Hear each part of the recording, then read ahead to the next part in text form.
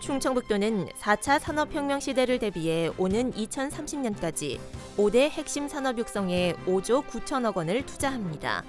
5대 핵심 산업은 친환경 스마트 에너지, 지능형 바이오 헬스, 스마트 농축산 등의 기존 사업의 지능화, 미래 수송기계, 시스템 반도체 등입니다. 5대 핵심 산업 육성을 위한 10대 중점 과제로는 오창 하이테크밸리 조성, 차세대 방사선 가속기 구축, 태양광, 수소에너지 융복합단지 조성, 2차 전지 시험평가 재활용 거점 구축 등을 선정했습니다. 충청북도는 4차 산업혁명 시대에 맞춰 충청북도의 지속적인 성장을 위해 육성 계획을 적극적으로 추진해 나갈 방침입니다. 충청북도는 도청소 회의실에서 2019 재난대응 안전한국훈련 복합재난대응 토론훈련을 실시했습니다. 이 자리에는 이시종 지사와 재난대응 유관기관 등이 참석했습니다. 이번 토론훈련은 복합 재난 상황에 대응한 충청북도 재난대응 시스템 가동과 유관기관 간 협력 체제를 점검하고자 실시됐습니다. 충청북도는 이번 토론훈련을 통해 향후 발생할 수 있는 대형 복합 재난에 효과적이고 적극적으로 대응할 수 있는 역량을 기르고 신속한 재난대응 시스템을 구축할 예정입니다.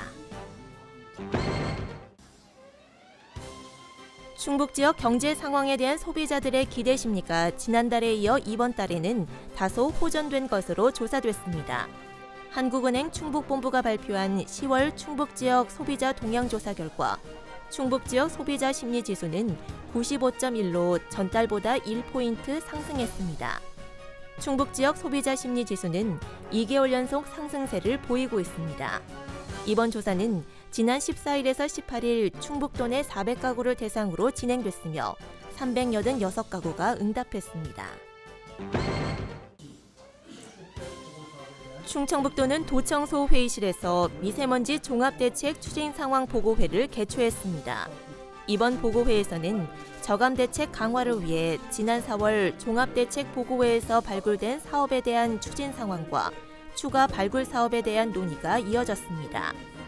이번 보고회에서 신규로 발굴된 주요 대책 15개 과제에 957억 원을 추가로 투입할 계획입니다.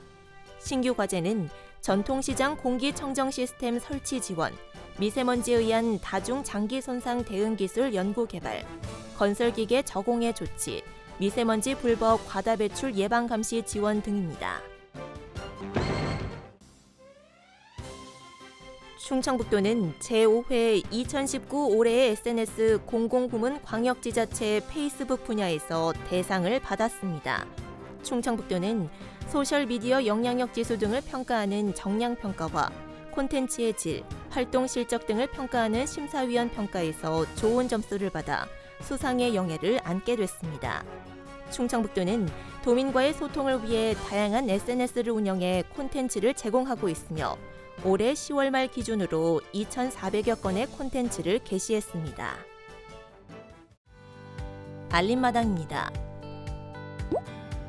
너무 느려 이용이 불편하다는 지적을 받아온 충북도 내 학교의 인터넷 속도가 개선됩니다. 충청북도 교육청은 내년부터 5년 동안 371억 원을 투입해 인터넷 속도가 느린 449개 학교의 인터넷망 속도를 개선하기로 했습니다. 앞서 도교육청은 지난 6월까지 14개 학교를 대상으로 시범 사업을 펼쳐 학교별로 인터넷 속도를 최대 10배 가까이 높였습니다. 지난 2017년 문을 연 단양 만천하 스카이워크가 지역 관광 수입에 큰 역할을 하고 있습니다. 단양구는 올해 만천하 스카이워크에 63만 명이 방문해 34억 원의 관광 수입을 올리면서 지난해 수입액을 돌파했다고 밝혔습니다. 만천하 스카이워크에 힘입어 지난해 단양군의 전체 관광 수입액은 78억 원으로 2010년에 비해 4배가 늘었습니다. 영동군이 군정 운영에 반영할 정책 제안과 아이디어를 다음 달 10일까지 접수합니다. 제안 분야는 인구 증가, 예산 절감, 문화관광 육성 등 군 발전에 기여할 수 있는 창의적인 아이디어로 국민 신고나 우편을 통해 접수합니다. 채택된 제안에 대해서는 20만 원에서 100만 원의 상금이 지급됩니다.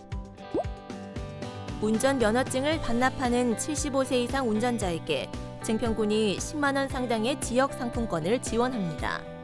증평군은 고령 운전자 교통사고 예방을 위해 75세 이상 운전자가 운전면허를 자진 반납하면 예산 범위 안에서 10만 원 상당의 지역 상품권을 지원하는 내용의 조례를 제정했습니다.